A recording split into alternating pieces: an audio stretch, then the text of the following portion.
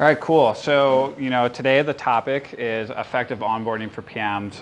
What I really wanted to call this talk was how to onboard like a boss, but I wasn't sure if that would like fly online. So this is my one that we'll keep within here. But just to start off, I would love to take like a quick poll just so the people in the room. So by a show of hands, who's onboarded to a new team or a new company in the past 6 months? All right, keep your hands up. How many in the past year? The past 2 years? Okay, and like who's ever onboarded to a team, like ever been on? Okay, so that kind of brings me to the point of why I picked this subject specifically for this talk today, and that's because onboarding is something that everyone has to do, no matter what, whether you're early in your career, late in your career, at a startup, at a large corporate enterprise, you're gonna find times where you actually have to onboard. And so I wanted to create a talk that was something that would apply to a lot of people.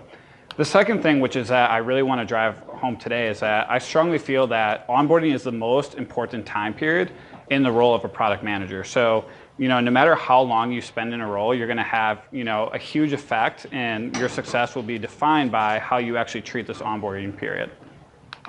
In order to kind of guide this talk, I put together just, a light agenda so that we'd have something to guide us along the way.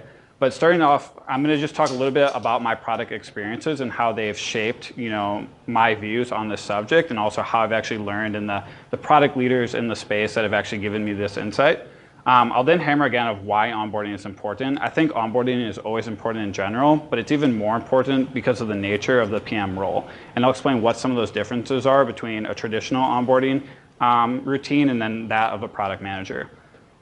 As with any big and kind of ambiguous topics such as onboarding, I'm going to kind of talk in terms of frameworks. These are things that you can actually take with you when you want to go and onboard into a product role. So the first framework we're going to talk about is one that's actually pretty commonly talked about in the product industry, and that's called the 3 Ps of onboarding. I'll explain what those mean, and basically they're ways that you can bucket the what you're going to do as part of your onboarding. The second framework is a 30, 60, 90-day plan. So this is essentially how you're going to allot in those chunks of time, how you're going to accomplish all those things on the list. I'll also leave a little time at the end for Q&A, and I think there's a chance to talk after for anyone who has further questions. So kind of just as a quick overview of me, my name is Alex, as I mentioned before. I graduated from UW-Madison, studied computer science and economics. In my free time, I like to travel. I've been blogging a lot. I'm writing a book on higher education called Modern College. I keep telling it publicly because I think if I say it out loud enough, I'll actually do it, to be decided. And of course, I'm a product manager, but specifically, I've already onboarded to 5 product roles. So I want to talk about what those are and why I've kind of done so many this early in my career. And it'll help kind of guide us into the rest of the conversation. So my first ever product role, I was actually an intern product manager for the Dell.com personalization team. Going into the role, I frankly didn't even know what product management was. I read 2 books on it, had an interview with the director, and just kind of happened to get lucky to stumble into the role. But while I was on that job, I had to not only learn how to operate with the team, but also learn what product management was. And that's when I first had my taste of if I don't do onboarding right, it's going to be really hard. I then went to Intuit directly out of college, where I joined the Intuit product management rotation program. So the thing that made this program really unique was that you actually had to rotate to a new team every 6 months. So if you think about it, if you want to actually make an impact in 6 months and ship anything, you can't really take 5 months to onboard. You pretty much have to onboard as quickly as possible, and then you can try to ship something from there. So while I was there, I worked on our developer tools and productivity. I then rotated to our notifications team, which powered the notification across all the consumer and small business products. And then I actually rolled out of the program onto a product called Mint. It was a personal finance app. That was a very great experience, honestly. At one point, I was the only product manager working on it for a few months while we went transition. That was also when we did the revamp of the iOS experience, which was our largest change in 7 years. So that kind of brings me to where I'm at now, and why this subject is actually really relevant for me is that I'm now in month 4.5 at LinkedIn. So I literally just did everything I'm going to talk about here. So this isn't theoretical. I very much eat my own dog food when it comes to these type of subjects. So I joined a product called Elevate, which is basically an employee advocacy tool. We give companies the tools they need to source and curate content that'll allow their employees to build their brand. And for the employees, it actually allows them to build their personal brand, because not all employees or people have time to actually source, the most relevant content for them and figure out what to share to their networks. So one thing that made this really interesting is I had a challenge coming in, which is that within 90 days, I was told I was going to be the only product manager on Elevate. So I really had to make sure I was learning everything I needed to so that I wouldn't be, kind of in a tough spot once I did fully offload. So to summarize kind of my product career so far and like why it's relevant to this talk is that all of my product roles so far have been either sink or swim. And I'm very passionate about the subject of onboarding because really the only thing that allowed me to succeed in these roles, despite frankly being underqualified, spread very thin, and having like a lot of stuff stacked against me, was that I had product leaders that taught me how to effectively onboard. And that was basically my flotation device through a lot of these roles. So kind of going into like level saying why onboarding is important. The first thing that I think in general is like important about onboarding is like you have to realize that you're actually starting to form habits very early, right? The second you join a new company or a new team, you have a chance to either establish good habits or bad habits, and you want to make sure you're doing as many good habits as possible. The second is that, again, yes, it's your first impressions, right? Once you make a first impression or form a relationship, it's really hard to mold it after, so you want to make sure you get this right. And then lastly, it's kind of this chance to kind of learn, right? You can ask, I'll call them dumb questions, but basically questions that you might not feel as comfortable asking, the more comfortable and established you get in a role. So these are things that I think are always important and why you should always cherish an onboarding period no matter what your function is. However, I think it also gets a little bit more important for a product manager for a number of reasons on top of that. So what makes the PM onboarding different is I think first and foremost is that product management is a very abstract role, right? All you have to do is watch a couple of product school talks and you'll see that basically each product manager has a very different role depending on where they're working or what stage of the product it's at. So during this onboarding time, it's your chance to basically distill what makes this product role different from any of the other ones you've worked on, right? Because they're not going to be the same.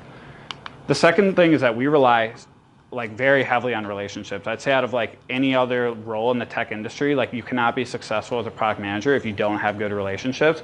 So this is really your chance to make sure that you establish good relationships off the bat, because similar to habits, once you establish them, they're really hard to mold after. And then the last one is around how product managers deliver value. So I often make this analogy that if the site SREs or site reliability engineers were to stop coming in one day, the product would literally crash, right? You wouldn't have a product anymore. That's not the case with product managers. As a product manager, you can not come in for a few days, even a few weeks, and the team wouldn't even notice it. However, over the long-term time horizon, the decisions and the recommendations you make as a product manager can fundamentally influence the product one way or the other. So it's very important that even from the very beginning that you're making the right decisions, because these decisions can come back to help or hurt you way down the road. For instance, if you establish a roadmap within a few months of joining, like I'm literally doing right now, I'm going to have to live with those decisions I make a year from now. I can't just turn the roadmap around or just flip the whole team of we're going to do a bunch of new stuff because now I'm a year experienced and I think we should have done it differently or I made a mistake in the beginning. So these are all things to keep in mind of why product management onboarding is fundamentally different than other types of onboarding and also very important. So this kind of brings me into the frameworks for how you do it, right? So if we have an established understanding that this thing is really important, right? We want to get it right. And so I think one of the ones that's very common in the industry, I by no means coined this. I actually thought I coined it. I was talking to my manager about it. He's I'm pretty sure I read that in an article, and then I found 10 articles that reference this. So apparently this is a common term, but essentially there's 3 buckets of work you should focus on when you're onboarding to a product. So the first is around the product, obviously. The second is around the process by which you actually build, maintain, and ship product. And the last is around the people. Who do you work with? How do you actually get things done? So for each one of these, what I'm going to do is I actually want to, it's going to be more list format because I want you to all be able to take action items from these. But then for each subject, I'll actually try to add a little more color to each one of them by giving a very specific example from my experience. So starting for product, kind of the quote I would kind of want to drill in everyone's head here is that you want to become the product guru, right? If you don't understand the product like the back of your hand, really no one else is going to. It's not anyone else's job. It's your job to really know it inside out. And there's a number of things you can do to make that happen. So the first thing that I recommend everyone do is you need to download, register, kind of onboard to your product. And you shouldn't do this just very quickly. If you have multiple clients such as iOS, Android, desktop, download and try them all. If you have different types of roles or permissions within your product, go in and do it. For instance, on the product Elevate, we have an admin side as well as an employee side. So I actually work with the engineers to make sure that I had an access to an admin account as well as the employee account, because you want to have that cohesive picture of how the product works. One other really important thing with here is that you want to definitely make sure that you take notes and very detailed notes on like the first time use. Like you basically are only a first time user one time ever. And I almost made this mistake on the last one where I was like going through the product and I had all these thoughts coming to my mind. And I realized that if I didn't write them down, like I couldn't like go be a first time user again. Like my mind was already trained on how the product works. So the sooner you can actually write that stuff down and track it, the better.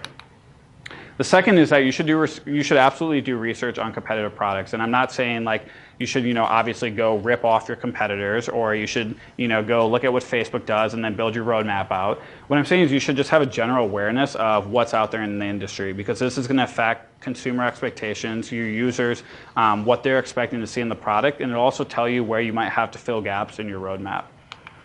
The next thing is you should really understand what your product's core value props and purposes. So a challenge I give to a lot of product managers when they're onboarding is I say you should go out and try to get someone to download or buy your product within your target market. If you can't do this, probably one of two things is true. One, you don't understand the product well enough, right, which is an issue. Or your product doesn't have enough value, which is an even bigger issue, right? And if you're an established company, I'm guessing it's not number two. So what you really need to do is make sure that you can do this, because if you can't do it, an online ad's not going to do it. Like some random person's not going to be able to sell it. Like if you as a product manager cannot sell your product and understand it well enough, no one's going to use it.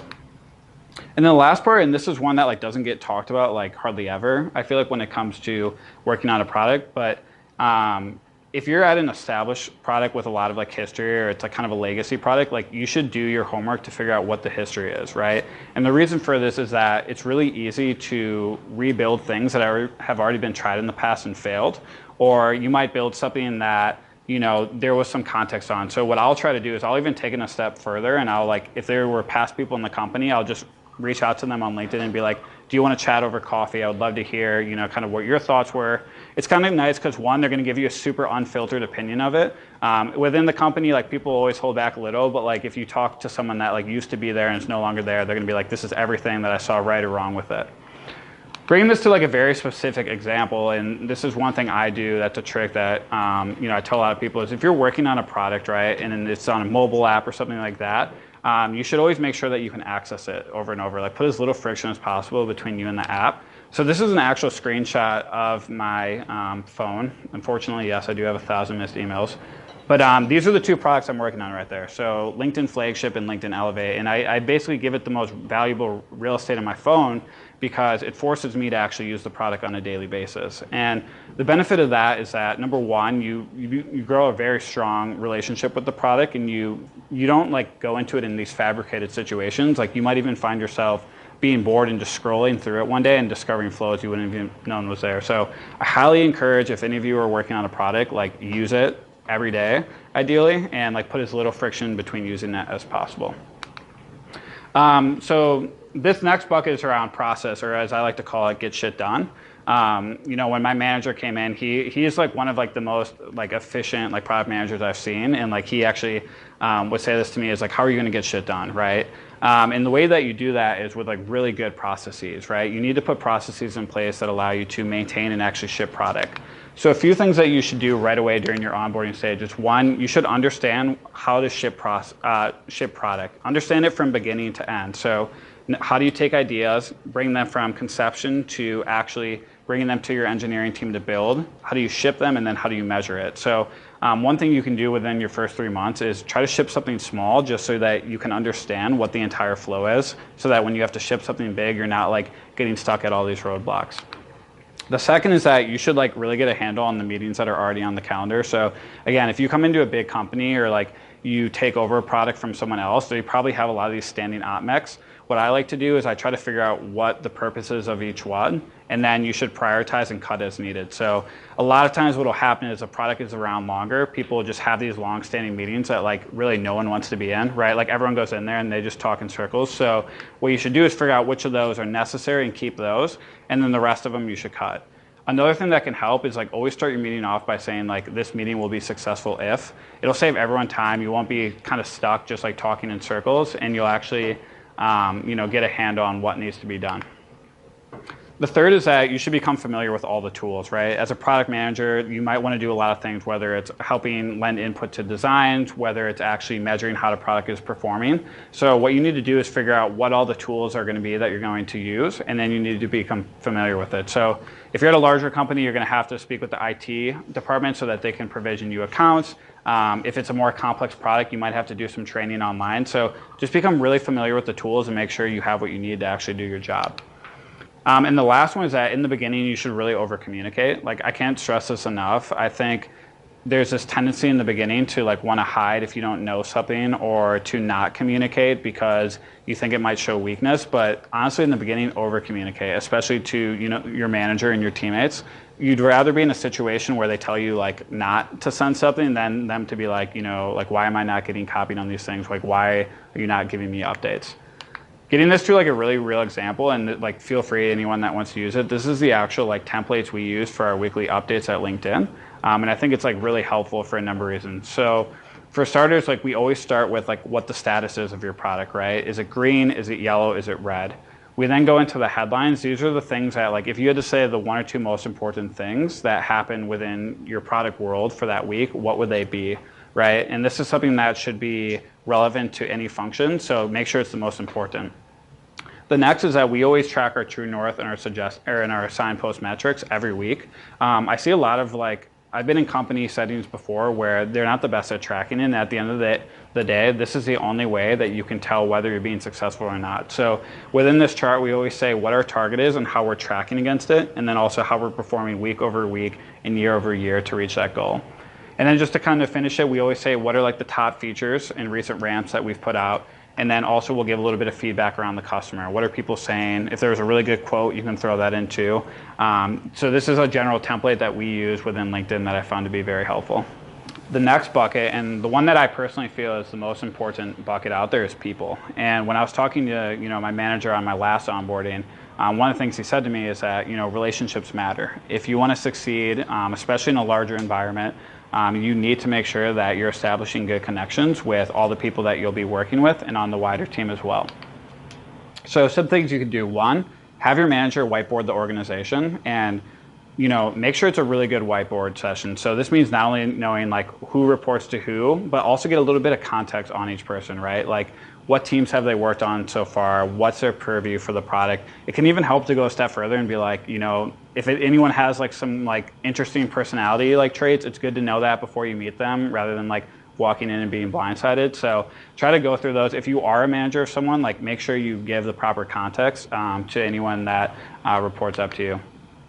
The second is that you should really get to know your functional partners as well as you can. So at Intuit, we had what was known as the triad, which was design, product, and engineering. This was sometimes the quad as well with marketing, depending on what type of product you were working on. And it's important that you get as familiar with the leads as possible, because you'll be working very closely with them. So in the beginning, I take the time to get them to know personally too. Like, you're going to be going through a lot of things the longer you get through it, and it's a lot easier to deal with tough situations with people you like and that you actually get along with, versus like some strangers you spend most of your day with. The third is that you should absolutely go on a customer and a user interview tour. So I actually just got back from a tour in New York City last week, where I spent 80% of the day for the entire week actually going and meeting with our customers. And this is like super important. I actually wish I had done it a little sooner.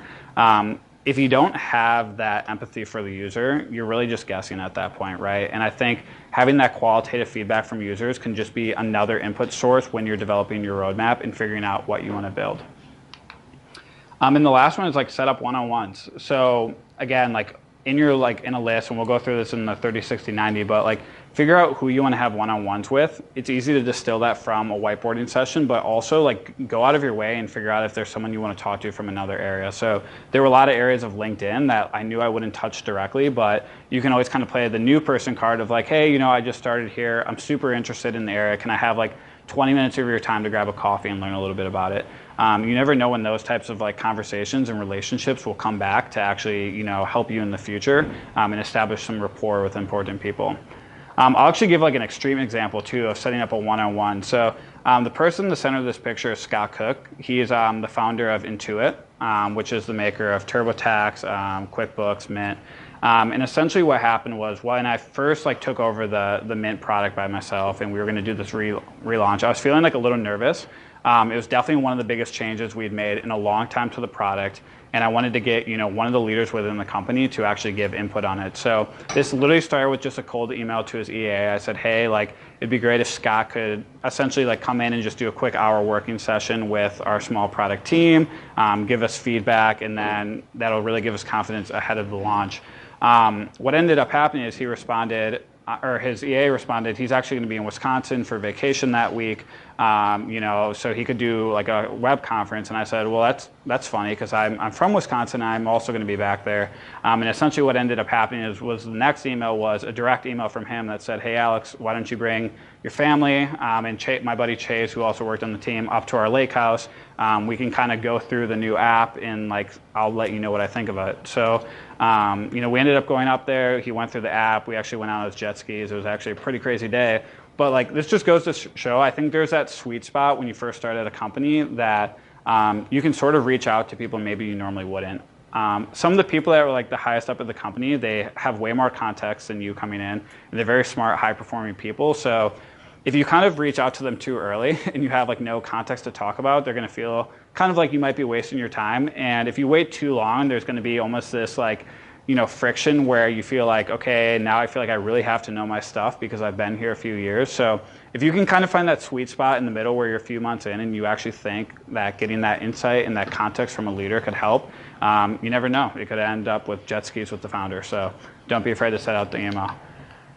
All right, so just to conclude here, and this is the part of like how you actually put it into practice, like these are a lot of things, right? Like it's hard to keep this all in mind, and it's also going to be really hard because when you start, everyone's going to want a piece of your time as a product manager. But one thing that you can do to help this is setting up a 30, 60, 90 plan. So for those of you that aren't familiar, it's basically a way to block out your time for your first like 3 months of a new job and actually figure out how you're going to split up your work. So one thing that I found that helps a lot is if you can actually set a theme for each block of time, it'll make it a lot easier. So it may sound a little cheesy, but like my first 30 days at LinkedIn, I was like, my theme is I'm going to be a sponge, which meant I'm going to learn and like I'm not going to be a huge contributor right away just because I don't have the context I need to actually be making a lot of these decisions. So if you can do themes like that, it actually makes it a lot easier to like pick what items you're going to take off that action item list and do on a given week. The second thing you should do is you should absolutely share out your plan with your manager and your partners, right? Like let them know and like set expectations up front. Certain people have certain expectations that may or may not be realistic. So it's important if you say this ahead of time of like, hey, I'm going to go on a learning tour for the first 30 days so I have the context, or hey, I really need to devote a week to learn about our customers to make sure that we actually build the right thing. That makes it a lot easier so that when there's the inevitable inbound and someone's asking you, to do a million things, you can actually prioritize and have a good response. And the last one I'd say is like make sure you're checking in like one-on-ones and checkpoints. Like it's one thing to like actually write all these things on a list and be like, yeah, I'm going to do them by these blocks. And it usually works for like the first 30 days. And then you get like 2 months in and it gets harder and harder to like say that, hey, I'm still going through my onboarding, because people honestly forget how long you've been there. Like I've only been there 4 months, and someone the other day was like, you've been here like 9 months. Like, how do you not know this? I was like, I've literally been here 4 months. So like having that expectation like helps a lot. And that's also a good sign if people, if you onboard efficiently, people should actually lose track of like how long you've been there. So that's one thing that can help as well. And just to kind of conclude here, I want to end with like a few onboarding don'ts, like things you should absolutely try to avoid when you're going in, even though there like might be tendencies for you to do. So the first is that you should not try to like rush into implementing anything right away, right? Like I think like we have this desire, if you're working in product, to like want to build, want to ship things like right away, want to make an impact, but like there's going to be plenty of time to do that. Like cherish your onboarding time. Like there's a lot of unique things that we mentioned you can do then that you're not going to be able to do any other point, no longer how long you stay there. The second is that like you shouldn't come in like acting like you know it all, and I think this is always kind of tough. It's a fine balance as a product manager because you're expected to kind of like lead through influence. And so the tendency is to want to like, give off confidence, right? But there's a fine line of that. You don't want to come across as the person that knows it all, or like because you came from another tech company to a startup that like you know how everything should happen. Like you want the best leaders I've seen in the product space are the ones that know how to ask good questions like at first, and they build a little rapport and trust before they assert themselves in every decision and like conversation. And the last one is like basically like I think this is an important one as well, but like don't be a yes man or woman. Like when you come in, there's also the tendency to want to impress your superiors and things like that. And you may think that because they have so much more context that, you know, they're more likely to be right on a lot of things. However, you do have this very unique time period where you're actually not biased on the product yet. Like you haven't gotten so embedded into it that your brain isn't convinced on the right way to do things or not do things. So if you can actually push back in a little and actually challenge the status quo, it can help the entire organization, and you might learn things you wouldn't have done before. So kind of just to conclude this with a quick summary before we go into Q&A, the first thing I just want to bring home is that onboarding is like the most important time of your product management role. Like take this very seriously. I know it's hard. Like I did literally a vacation between my two roles. So like coming in, I was like still in this mode of like wanting to not do work all the time. But like I realized very quickly that if I didn't onboard well, that it was going to affect me a long time down the road. The second is that you can leverage this framework if you're like not sure what to do. Again, like there's going to feel like a million things you can do, but like literally take a piece of paper. What we did, my manager and I, is we took a Google Doc, you break it into these buckets, and then you say every action item you want from that. And then what you can do is you can then actually map that to your 30, 60 day, 90 plan. Set a theme, put the track the action items into that theme, highlight them when they're done, and then it would be very easy to follow.